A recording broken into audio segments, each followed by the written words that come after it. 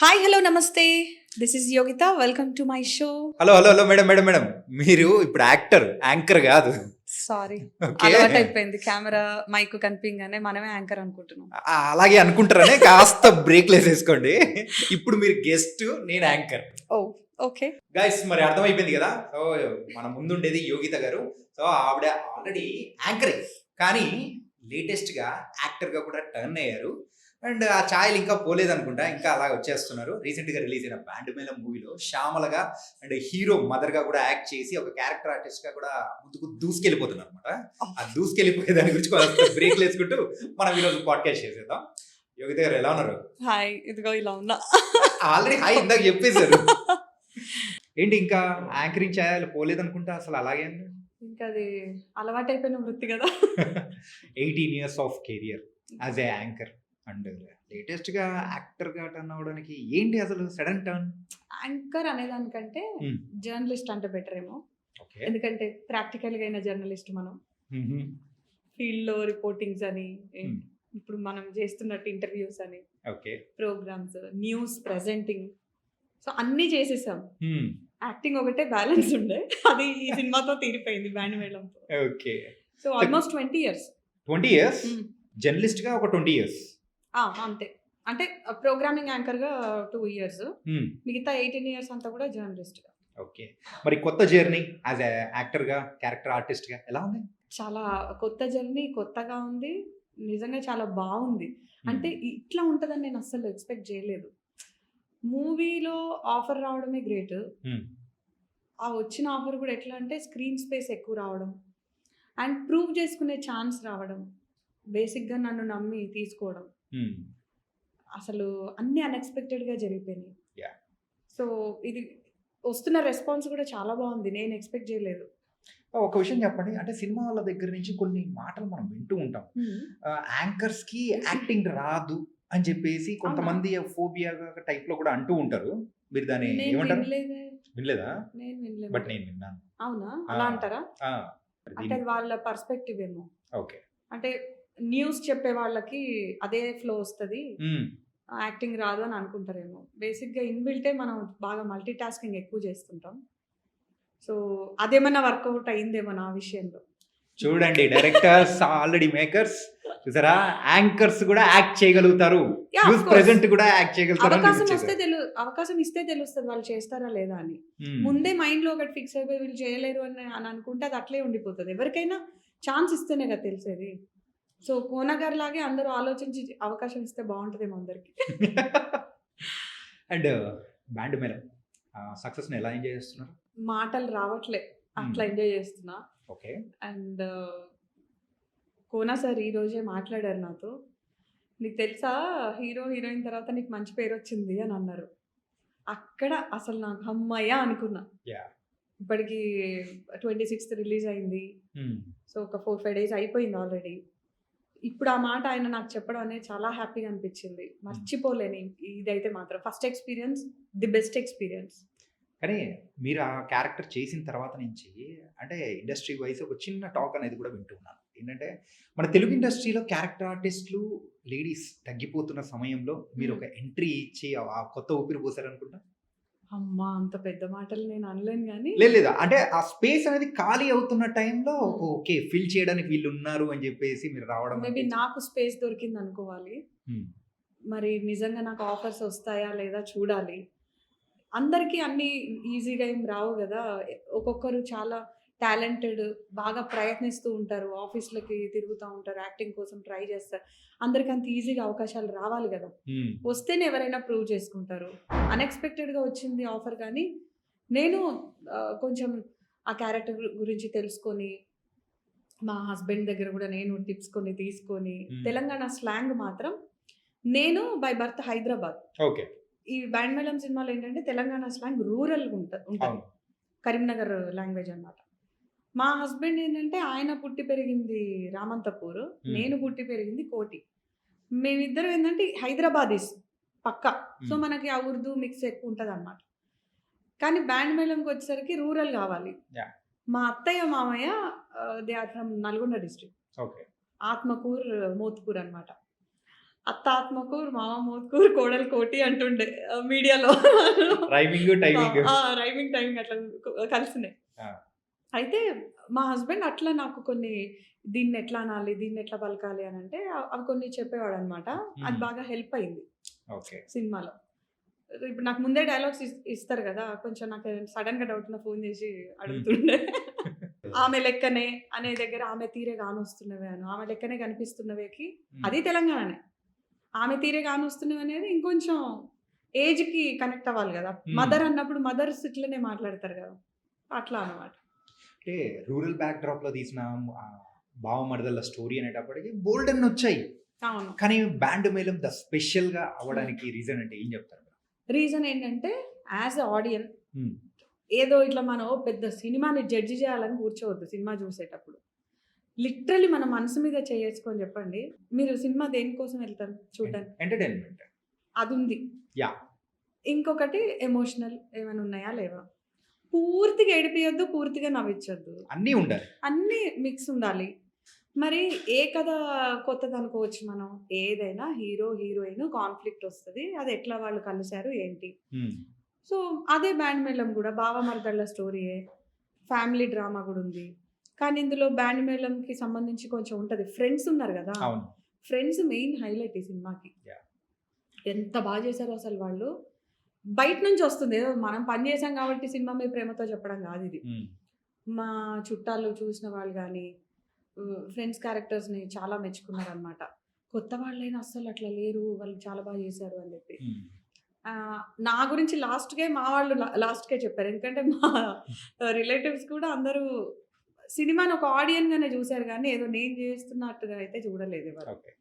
So, అట్లా story treatment కొత్తగుండాలి గదా! హ్మ్. కథలు మనకి తెలిసిపోయినవి అయ్యుండొచ్చు, ఏవన్నా అయ్యుండొచ్చు కానీ, మనం మనుషులమండి. హ్మ్. దేవుళ్ళమైతే గాదు. చిన్న చిన్న పొరపాట్లు జరుగుతాయి. And director first time direct జేశారు. మనం అది గూడా కన్సిడర్ జేయాలి. సతీష్ గారు. సతీష్ జవాజీ గారు. హ్మ్. Very first direction. ఆయన చాలా కష్టాలు పడ్డారు. ఎవరైతే విమర్శలు జేస్తున్నారో వాళ్ళని ఒక్క సినిమా తీసి చూపిమనండి ఎన్ని కష్టాలుంటాయో.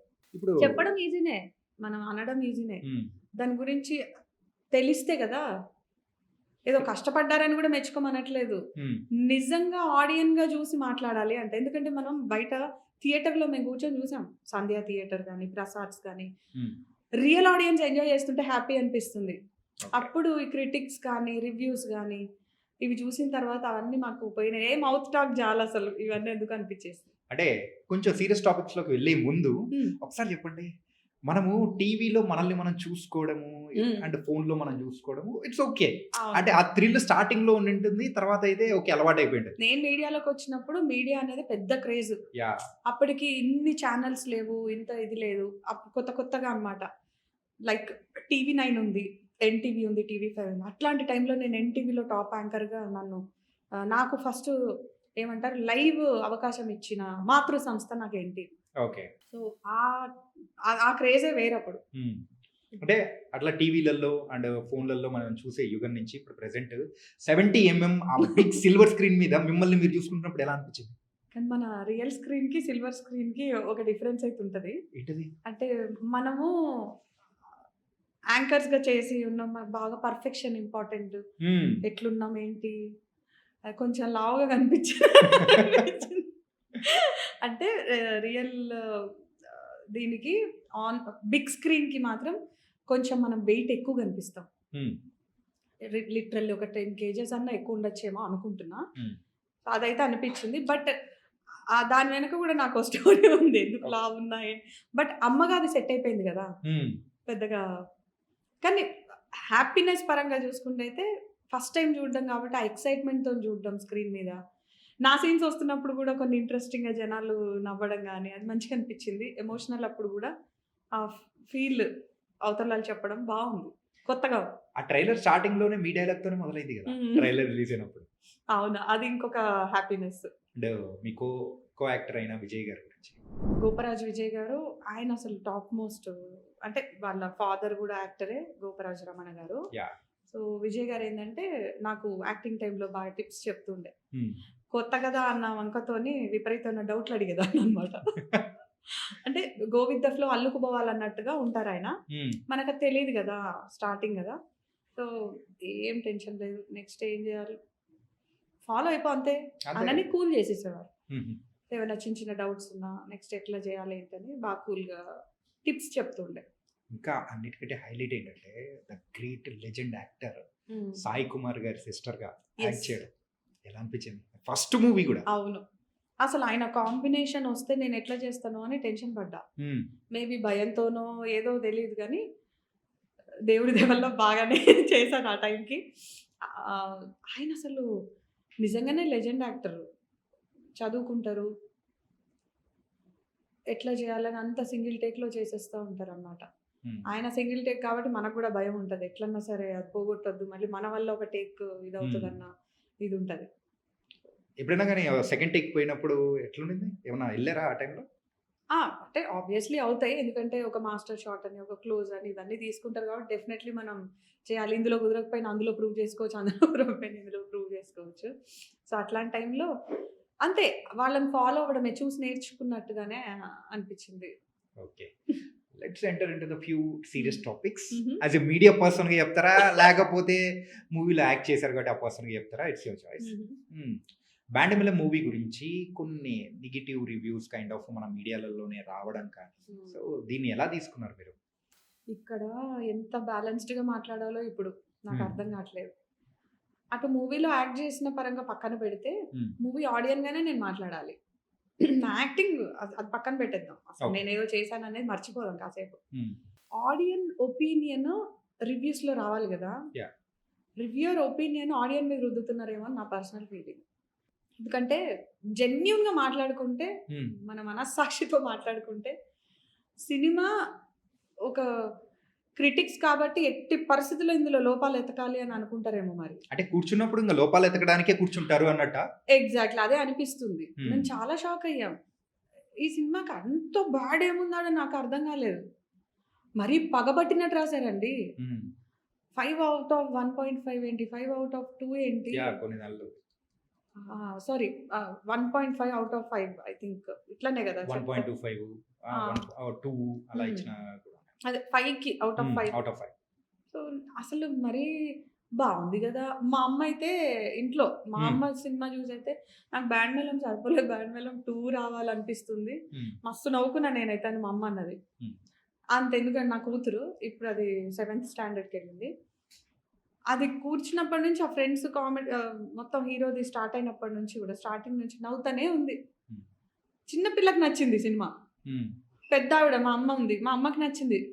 మా చుట్టాలు చూసారు వాళ్ళకి నచ్చింది. అండ్ ఫ్రెండ్స్ చాలా మంది ఫోన్స్. హ్మ్. ఏంది రివ్యూస్ అట్లా రాసిండ్రు? బావుంది కదా సినిమా అనని అందరూ. హ్మ్. అందరం అదే షాక్ అయినాం. అసలు ఎందుకు అట్లా రాసారు? మీరు మేనేజ్ చేయలేదా రివ్యూ రైటర్స్‌ని అని డైరెక్ట్ అడుగుతున్నారు. ఓహో! మేనేజ్ చేస్తారా? నాకు గూడా అప్పుడు అర్థమైంది. అంటే నేనిది మీడియా పర్సనే నేను గూడా. హ్మ్. కానీ ఈ మాట వాళ్ళు అంటుంటే షాక్ అయ్యా. బయటి పర్సన్స్ అంటున్నారు. హ్మ్. ఇంత ప్రమోట్ చేశారు కోన గారు రివ్యూ రైటర్స్‌ని మేనేజ్ చేయలేకపోయారా ఏంటి? అనని అన్నారు. అంటే నిజంగా మరేమన్నా అట్లాంటిది జరిగిందా అని డౌట్స్ వస్తున్నాయి. ఓకే. అంటే యాస్ ఎ మీడియా పర్సన్‌గా ఉన్నప్పుడు మూవీస్ మీద రివ్యూస్ వస్తున్న టైంలలో అట్లా చెప్తున్నప్పుడు మీ ఫీలింగ్ ఎలా ఉండింది? ఇప్పుడు మీరు పర్సనల్‌గా అది ఫేస్ చేసినప్పుడు ఎలా అనిపించింది? అప్పుడు గూడా కొన్నిటికి చూసి ఏ సినిమా అంటే కరెక్ట్‌గా చెప్పలేను గానీ, హ్మ్. అంటే రివ్యూస్ చూసి సినిమాకెళ్దాము అని అనుకునే వాళ్ళు ఏమైతదంటే, ఏ బాలేదు ఓటీటీలో వచ్చినప్పుడు చూసుకోవచ్చులే అని మారిపోయింది. హ్మ్. రివ్యూస్ చూస్తే గనక. హ్మ్. చూడకుండా వెళ్తే గనక అది వేరు. అప్పుడు పర్సనల్ ఒపీనియన్ వస్తది. రివ్యూస్ చూస్తే ఏందంటే అదే పర్స్‌పెక్టివ్‌లో చూడాలనిపిస్తది. అవునా ఓకే. కాదా? హ్మ్. ఇట్లా రాసారు గదా!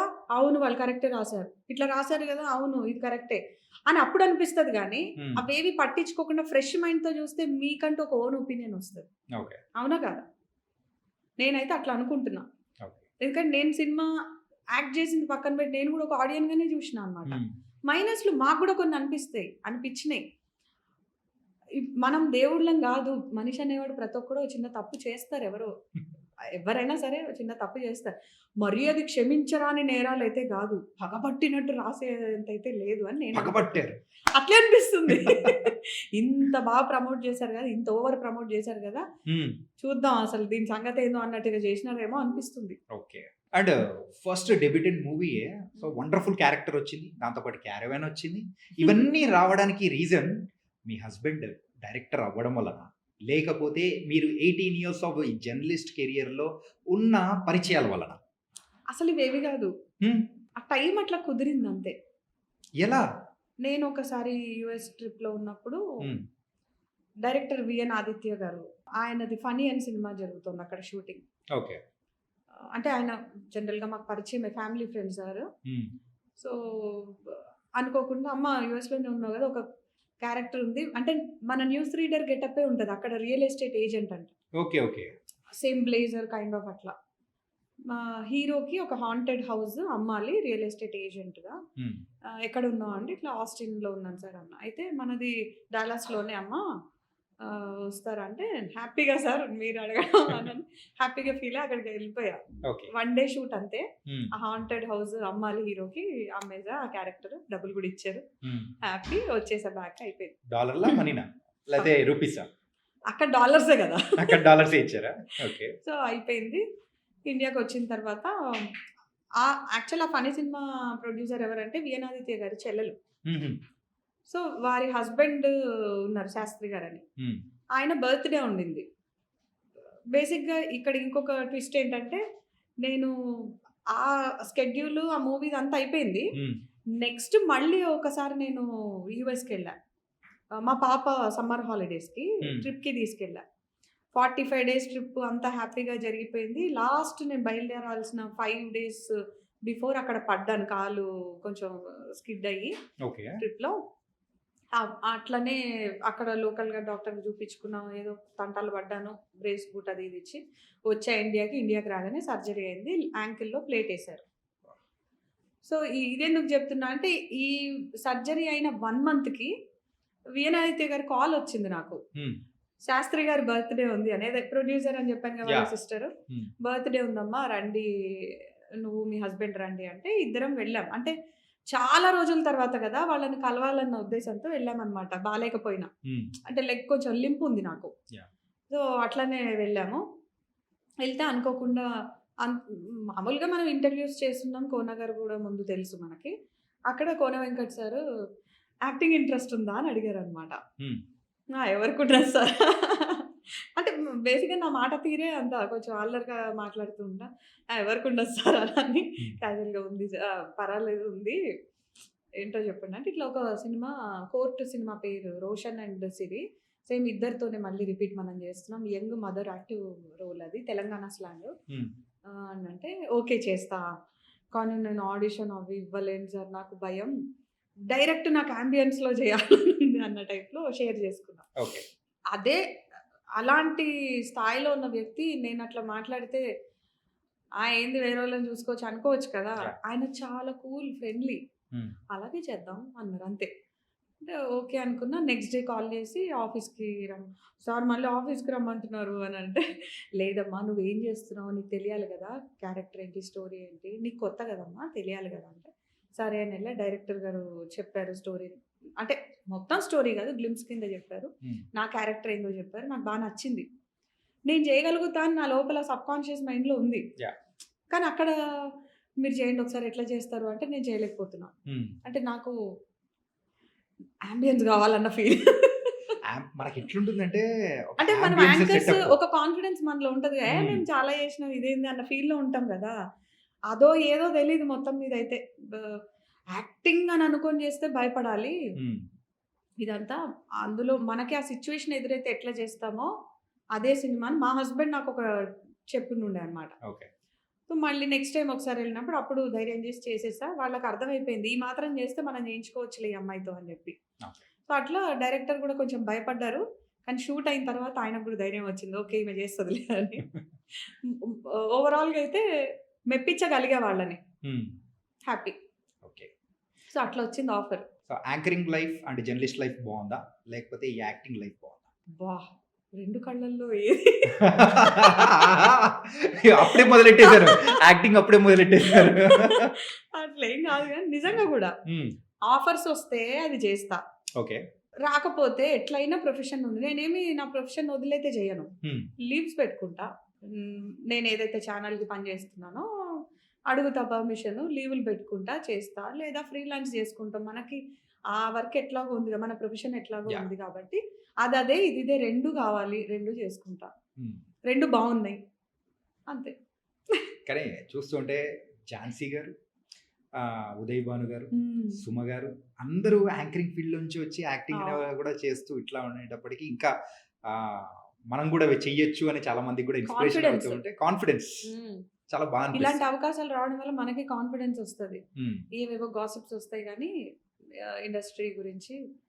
బట్ నాకైతే ఏమి అనిపియలేదండి. నాకిచ్చిన ట్రీట్మెంట్ చాలా బాగుంది. నేను ఎక్స్‌పెక్ట్ చేయలేదసలు. హుహు. అంత బాగా చూసుకుంటారని. ఓకే. ప్రతి దానికి అండ్ మూవీ అయిన తర్వాత ప్రమోషన్స్‌కి కూడా పిలవడము. నేను ఎక్స్‌పెక్ట్ చేయలే ఇంత ఇంపార్టెన్స్ ఇస్తారు అని. హ్మ్. Really thanks to Kona Venkat sir and director గారు. ఓకే. మేము షూట్ టైమ్‌లో నేను డైరెక్టర్ టామ్ అండ్ జెర్రీలా కొట్లాడుకుంటుండే గానీ ఓకే. ఊరికే అదొకటుంటది. హ్మ్. మనకి తెలీనిదేముందన్న ఫీల్ మనకుంటది. ఆయన కొత్త, నేను కొత్త. మా ఇద్దరికి డెబ్యూట్ కాబట్టి కొంచెం ఏవో చిన్న చిన్నవి ఉంటాయి షూట్ టైమ్‌లో ఉండే గానీ, బట్ తర్వాత మేము మంచి ఫ్రెండ్స్ అయితే అయిపోయాం. మూవీ షూటింగ్ విషయానికి మిగతా అంటే జరిగినది అన్ని రిమైనింగ్ ఆల్ ఆర్ ఓకే. కాకపోతే ఈ ప్రమోషన్స్ టైమ్‌లో హ్మ్. ఒక అన్‌ఎక్స్‌పెక్టెడ్ మూమెంట్ హ్మ్. చిరంజీవి గారిని మీట్ అవ్వడం. అవును. ఎలా అనిపించింది? నిజం చెప్పాలంటే నేను ఇంటర్వ్యూస్ చాలా మంది సెలబ్రిటీస్‌ని చేసినా గానీ, చిరంజీవి గారిని ఇంటర్వ్యూ చేయలేదన్న ఒక వెలితి ఉండిపోయింది. హ్మ్. ఈ సినిమా ట్రైలర్ లాంచ్‌కి వెళ్ళే లిస్ట్‌లో నన్ను గూడా కోన సార్ ఇంక్లూడ్ చేసి తీసుకెళ్ళిన మూమెంట్ ఏదైతే ఉందో హ్యాపీ. హ్మ్. ఈరోజు మధ్యాహ్నం వెళ్ళాలి. మార్నింగ్ తెలిసింది నాకు వెళ్తున్నామని. ఏయ్! అనుకున్నాం అనమాట. ఆయనను కలవడం. నేను మొన్న 31 డిసెంబర్‌కి ఒక ఈవెంట్‌కి యూఎస్‌కెళ్ళాను. రిటర్న్ వచ్చే టైంలో మనశంకర వరప్రసాద్‌ది ఆ ఫోన్‌ది రీల్ ఉంది కదా! యాహ్! అప్పుడే స్టార్ట్ అయింది ట్రెండింగ్. సో, నేను అదక్కడ నా రిటర్న్ ఫ్లైట్ రోజే ఎయిర్‌పోర్ట్‌కెళ్ళేటప్పుడు ఆ రీల్ చేశా అనమాట హ్మ్. స్టార్టింగ్. అబ్బా! ఇది చిరు గారి దాకా రీచ్ అయితే బావుండు అని అనుకున్నా. హ్మ్. అట్లాంటిది ఈ ట్రైలర్ లాంచ్‌కి నేను ఆయనను కలిసినప్పుడు ఆ రీల్ చూపించినప్పుడు నా హ్యాపీనెస్ ఆయన చూసారు. చూసి "ఏందిది మీరా? మీ పాప అనుకున్నా" అన్నారు. చాలు. ఇంతకన్నా నేను కలిసిన కాసేపు చాలా బాగా మాట్లాడారు. హ్యాపీగా అనిపించింది.